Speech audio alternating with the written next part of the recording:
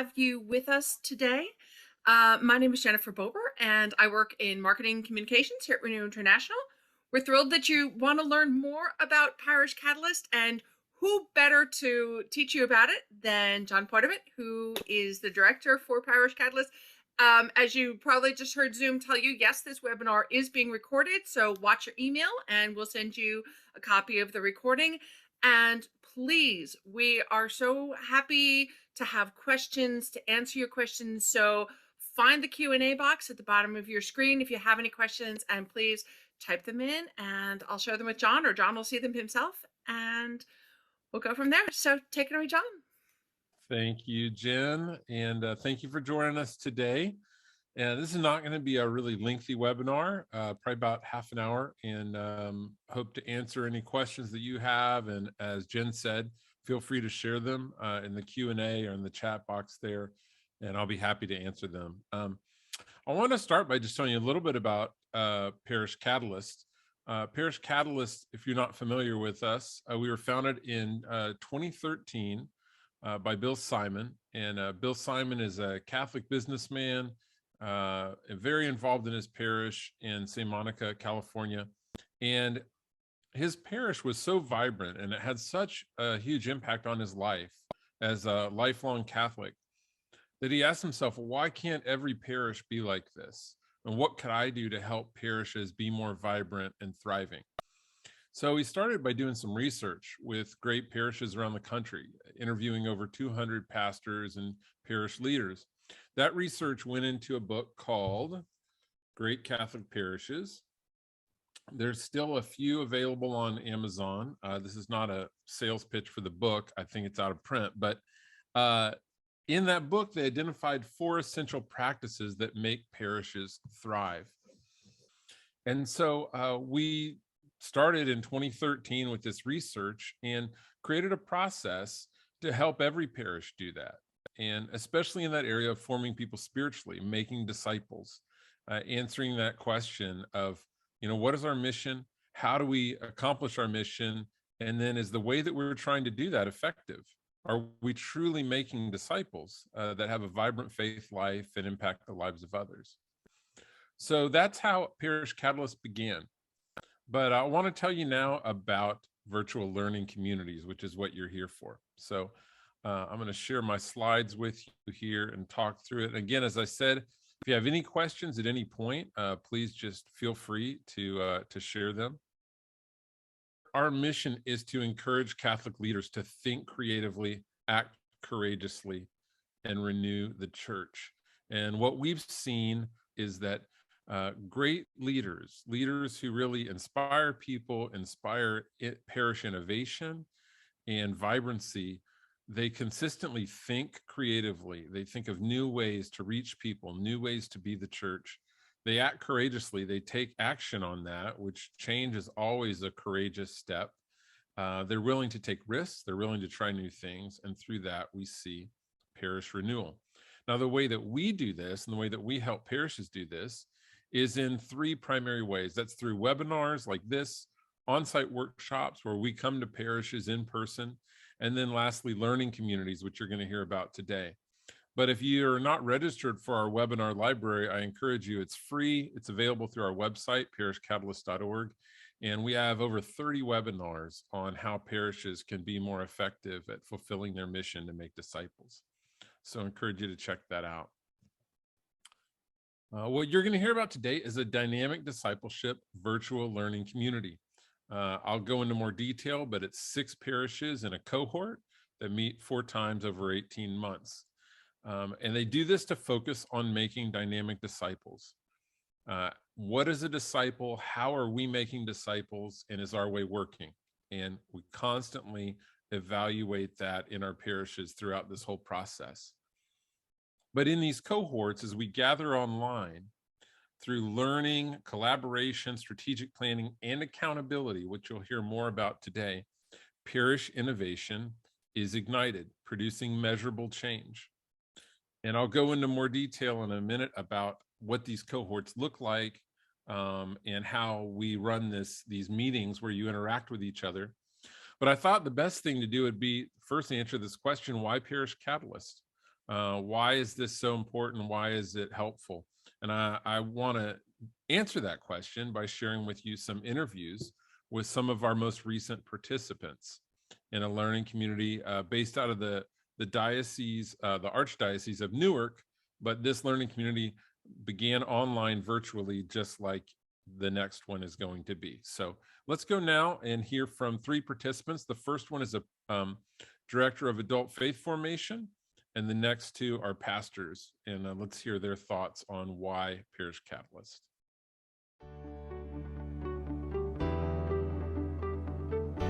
Well, I guess to be truthful, I was not familiar with Parish Catlayst and the opportunities that we would have in detail. Now I can say honestly, it is a great experience. There are so many tools that you learn for renewal of your parish, to reignite your parish. I'm very grateful to Parish Catlayst, to you, John, to Bishop Saporito, that we had the opportunity to do this. I feel the experience was creative, collaborative, and really enjoyable. Really, really enjoyable.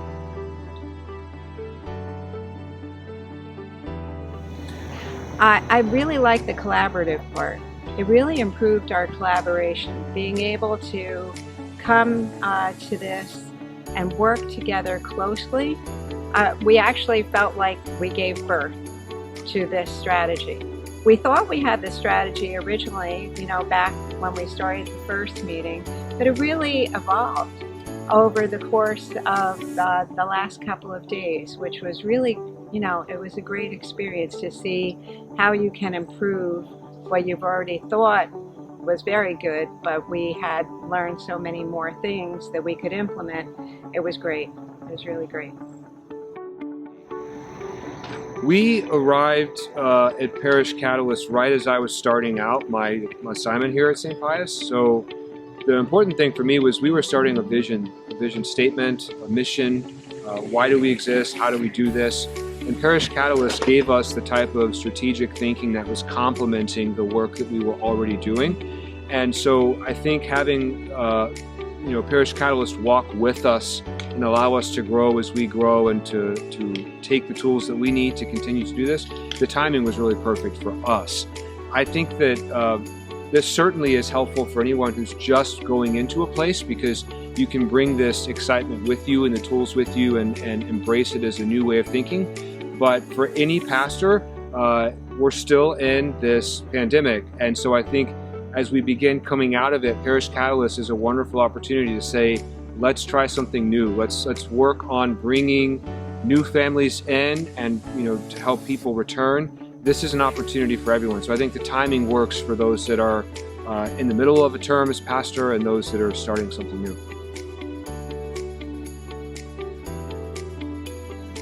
For me, the most important thing is the idea of shared leadership. So we had 5 people in addition to myself join. One of them is a liaison to pastoral council, but also a staff member. And the other 4 were all members of our pastoral council.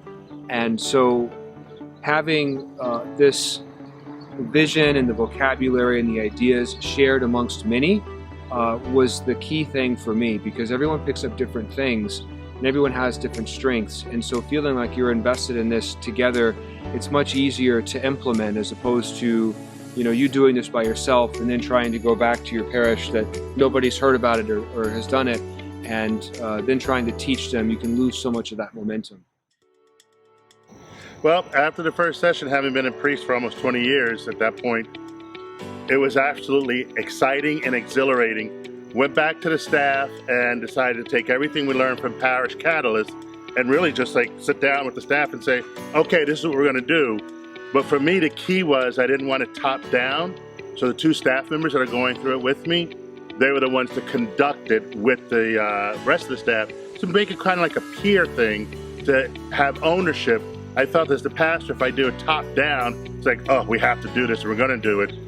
I had an experience with one of the priests of about 30 years came to me and he said, when you told me I had to do this, I just want you to know, I was so angry and I didn't want to do it, but since you're not going to take no, I figured let me take a day, think about it, prayed about it, and here it is. And actually on the staff, he's one of the top, the most creative guys, and really excited behind it.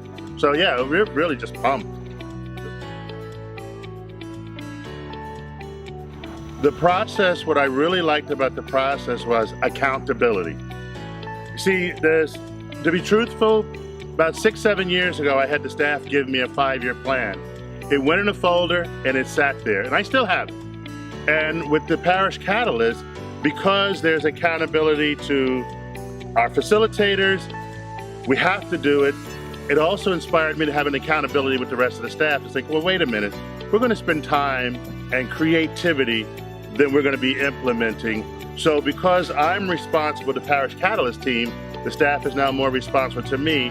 And I took ownership of the fact that the 5-year plan that's still sitting on my desk that they did in the past didn't happen because of me. But now I have an accountability to somebody else, which makes me more energetic and excited, and therefore the staff is accountable to me. For me, and this is one of the things I've talked to some pastors who are not part of this Parish Catalyst program, they're like, oh, it's just another program we're all supposed to do. It's not.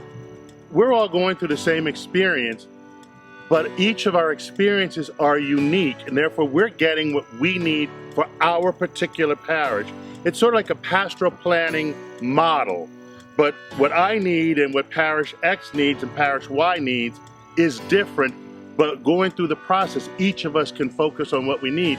And it's nice to hear what other people are doing. It kind of affirms where we are, challenges us where we need to be, and and the collaboration, which is something that, especially as Catholics, we don't always do.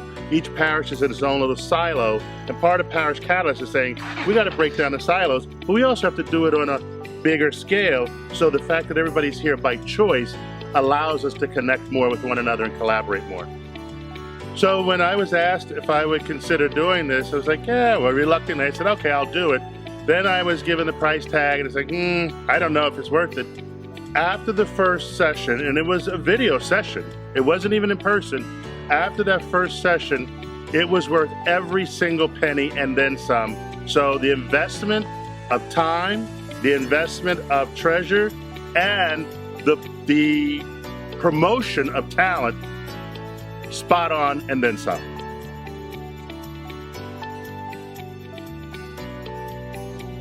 In speaking to other pastors, to be very blunt, I don't know if there's anything you can say other than let go of yesterday, of all the times we've tried things and nothing happened. Oh, do this program, do that program. Guys are jaded. I would just say, take one more risk, take one more chance. Give this a try.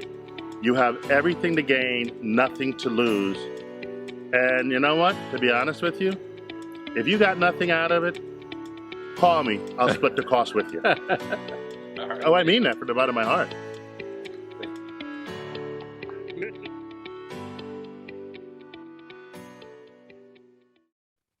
There you go. A money back guarantee from Father Larry Evans. He's great. But I'm sure there's some things that you noticed there that were consistent, and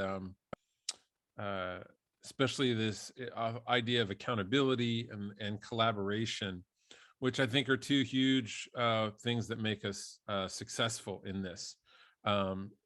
I wanted to go over a few more things with you about our process.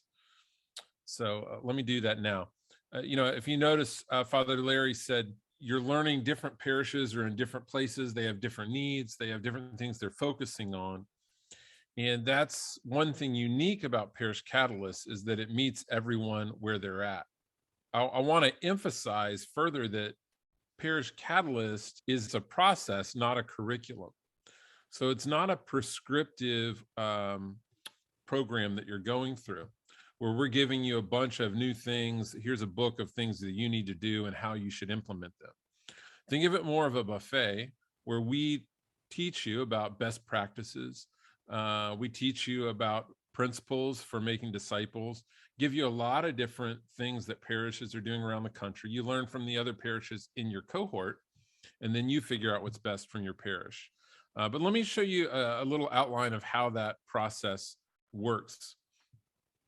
These 5 steps are something that we do every time we come together as a cohort. And those are evaluate, learn, explore, discern, and plan. And I'll go through each of these briefly. Evaluate.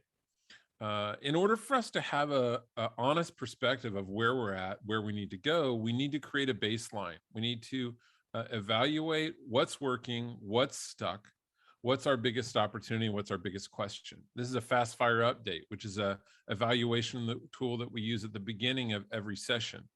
We also have other tools that we use when we want to evaluate very specific areas of ministry. But we think it's really important that if we're going to move from good to great, we've got to be honest and vulnerable about where we're doing well, but also where we're struggling and what needs to change. And that's, I would say, one of the most important parts of the process. The second step is that we learn. While it's not a prescriptive curriculum, we do learn about making dynamic disciples. Now, we say that every parish needs to ask themselves those 3 questions. What's a disciple? How are we making disciples? And is it working? Thriving faith formation. What I mean by this is in every area of faith formation, whether it be small groups or sacramental prep, youth, young adults, seniors, are we meeting people in a way that actually inspires and brings about transformation in their lives that creates a thriving faith? Growing volunteers and developing staff and developing leaders. These are so important. These people are the heart of the parish, and we've got to do well in investing in them and growing them so that they have something to give out of a thriving faith life themselves. Creating a discipleship culture where everyone that is a part of our parish, or even if someone just visits our parish, do they know what we're about, what our mission is, what it means to be a disciple? Are those things clearly communicated throughout the parish experience? And then lastly, reaching the next generation. I think we all know how important this is. We all know the statistics of how many young people are leaving the faith. How do we reach the next generation effectively? So the next step is to explore. And this is the stage of the gathering where we start looking at new ideas. Some of it's best practices, some of it is your own parish teams creating new ideas to move from good to great in different ways that you're making disciples. We ask ourselves, what if? What could be? What are possible things that we could try? And whenever we sometimes even try to talk ourselves out of these things because they're new and creative and bold and take courage, we ask ourselves, why not? Let's give it a try. So this explore area is really important for innovating and finding breakthrough. And we do this again in every single session. We guide parishes in this part of the process. And with all that information of evaluating what is, learning and dreaming about what could be, we begin to discern which way are we going to go as a parish. And this is the part that I think Father Larry alluded to that I think is so important. We don't give you a plan for the future. You discern your own plan. Which way are we going to go? You ask yourselves, what were our aha moments during this session? What should our goals be moving forward for the next 6 months? And what are the best next steps for our parish? And through that, you'll create a plan. You'll create a strategic plan that is pretty detailed, that has goals and action steps, owners for different priorities. We ask ourselves, how will we measure it? When will it start? When will it finish? And what's the key to making it work? And really, the amount of effort and detail that you put into this plan will have a great impact on how effective the next 6 months are for you. So, as I said, we do this every single time we come together, and we'll gather 4 times over 18 months. So every 6 months we come back, we look at our previous strategic plan, we evaluate how we're doing, we learn new things, explore new ideas, discern what our next steps are, and then create a new plan for the next 6 months. Father Larry talked about a long-term strategic plan. I don't know how many of you have created like 5-year plans, but tell me how much do things change over 5 years? Well, let's look at the last 5 years. But that's not really an anomaly. When you create a 5-year plan, you really have no idea what challenges you're going to face in the months or years ahead. And so that's why we think it's better to create 4 6-month plans rather than one big 2-year plan. And each time that plan evolves. So why does this process work? We believe it's first because there is a personal encounter. As we look into what it means to be a disciple and how people grow as disciples, every staff member that participates has their own personal encounter in the faith journey. And I'll tell you, a pastor out of Amarillo, Texas, Father Hector, he said that his own spiritual transformation that occurred in the learning community is what had the biggest impact on his parish, as he himself endeavored to live more as a disciple of Christ. And then there's an accompaniment aspect, that you're not alone, that you are not only accompanying each other as a team, but you are being accompanied by other parishes in this. You're all learning together, you build friendships together, you can connect with each other outside of our meetings and work together. And that's the collaboration aspect. You collaborate as a team, you collaborate with other parishes, and you learn from each other, and you're challenged by each other. Autonomy, and what I mean by that is that it works because you're creating your own plan. We're not giving you a plan. You're not all given a cookie cutter way that you should proceed. You have autonomy in creating your own future, and we guide you in that. And then lastly, the accountability that Father Larry said was so important for him, and I think Father Kevin said that as well. You're not just going to create this plan and put it on a shelf and go away and never see anyone again. This plan is something you're going to be held accountable for every time that you come back and meet. And we all know that accountability motivates us, that accountability is actually what brings about change. So those are what we see as being what differentiate us from other similar programs, and also what really makes our process effective. The results are backed by research on our website, and you'll get a link to this in the follow-up email from this session. But we have we did a 5-year study of participants in our communities, and over 80% experienced significant growth in key areas like reaching millennials, hospitality, the weekend experience, faith formation, small groups, staff growth and development, volunteer development, over 80% of the parishes. And so we have seen, especially in the midst of COVID and quarantine, we've seen the leaders that have been through Parish Catalyst do a fantastic job of innovating and staying on track on their mission to make disciples. Lastly, I'll just share with you that our learning community, the next one, starts March 7th and 8th. It's plenty of time for you to get your team on board. There's not really any prep work that you need to do with your team. We do encourage you to read through Great Catholic Parishes. We'll even send you a few copies of it whenever you register, and let your team get a basis for parish innovation through that. But we would just invite you, space is limited. We've got a handful of spots left, but invite you to reach out to us if you want to talk more, or if you're ready to get involved. We'd love to hear from you. So next we're gonna go to questions. And I see that we have one in the Q&A, and let's see, Jen might have some as well. So let's check this here. How should a parish staff prepare in order to make the most out of this process? Great question. Well, as I said, we will send you a few copies of this Great Catholic Parishes. And along with it, we have a 4-session small group study where you as a parish staff could do that study and just get together in over 4 sessions and talk about what makes the parish great, and prepare your hearts and your minds for entering into this process of parish innovation. Another question is, How many people can participate from a parish? You talked about, bringing your team. What size is Mhm. your team? Who should be on it?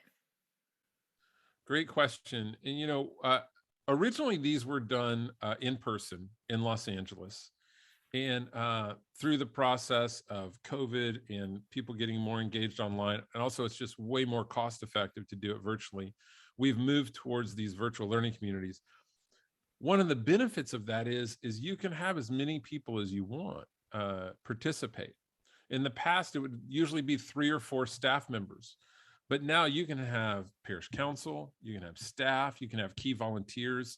If they can be available to gather with you in your parish for these virtual sessions, what we've seen is that the more people that are involved from your parish in these sessions, the more the vision is likely to take hold and for people to have a sense of buy-in and be involved in it. So that's a great part of the virtual experience. Now, you talk about the parishes interacting with each other and collaborating with each other. How do they do that outside of the virtual, the confined space of the learning community itself? Yeah, so we encourage you to meet as a team at your parish for the virtual sessions in a room. So you'll have a video screen, sound, you'll have a microphone where you can communicate with us. Each parish is meeting like that.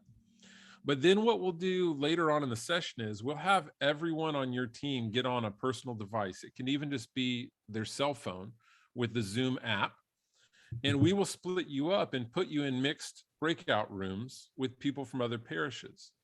So you will be in a breakout conversation with parish leaders from around the country, talking about what you're learning, what they're learning, and processing this together. So it has both aspects, the team aspect and then the collaborative, interactive aspect, and it can all happen online.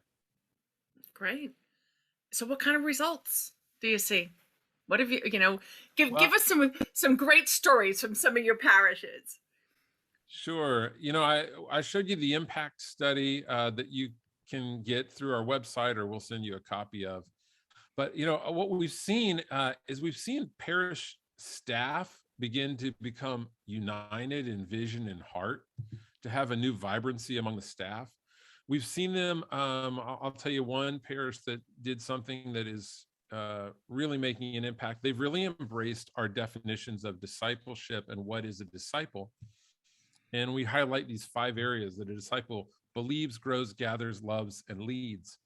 And what they did is they took a week and did a homily on each one of those each week for 5 weeks.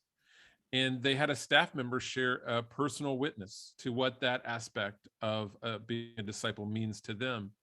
So people got to know the staff members. They got to better understand what it means to be a disciple. And it really has just taken root throughout the parish as they've taken these tools and passed them on to their parishioners. We've seen parishes get more connected with young adults and millennials and get them on their parish council and on staff and in leadership throughout the parish.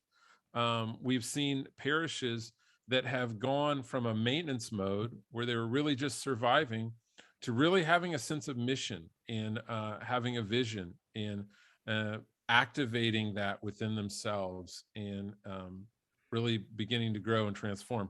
I'd say the greatest testimonial that I've seen is that as I called our pastors, our alumni pastors, about a year into the pandemic, just to see how they were doing. And I would say that 95% of them said, we're doing well. We never stopped reaching out to our parishioners. We learned how to innovate at Parish Catlayst, and we learned how to fulfill this mission of making disciples. And at least 90% of them said that our finances are as good or better than they were a year ago. And that just showed me that we're not, that old adage of giving people a fish versus teaching them how to fish. Yeah. It really showed me that we had taught them how to fish and they were implementing that. And really, I mean, through the process of teaching them to plan, they learn how, okay, things change.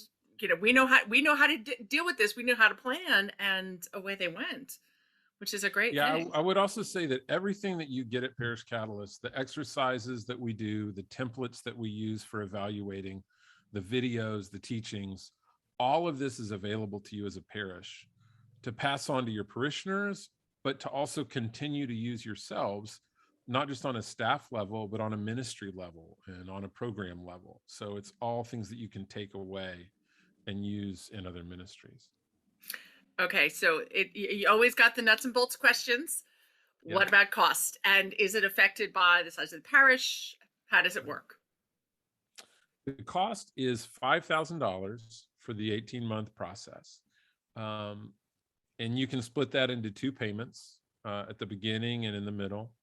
Or if you pay everything up front, it's $4,000. And so that is not based on parish size, that's per parish. And we have parishes in this that are everything from a few hundred families to thousands of families. But what's really cool is they all learn from each other, no matter where they're at, no matter what size they are. They all have things to learn from each other. That said, if this is something that you are really eager to do, that you really feel like this is a fit for you, but financially you don't know how you can make it work, please talk to us. We are most concerned about having great leaders in this. That's what's most important. And as someone who has, sat through some of the learning communities, let me tell you, the energy in the room or online, the screen, it's phenomenal. And as a Catholic, just a parishioner, to see parishes who are so engaged and excited about what they're doing is inspiring. It really is. Well, that's So a big part of the cohort experience, is that you're not alone. I think often it's easy to feel like in your city or in your diocese, man, there's just not a lot of other parish leaders that are that you feel like is a true peer, like they're really leaning into this idea of renewal. And so you can feel very alone in your struggles to grow and to be creative and courageous. When you join a cohort, you're surrounded by probably 50 or 60 others that are in the same space with you and cheering each other on. And that's invaluable. If you have any other questions, you can reach out to me anytime. I'm just John P. at Renew International, renewintl.org. And again, that'll be in the email coming out to you afterwards. So thank you, Jen. And thank you, you John. everybody for joining us today. All right. Have a wonderful day, everyone.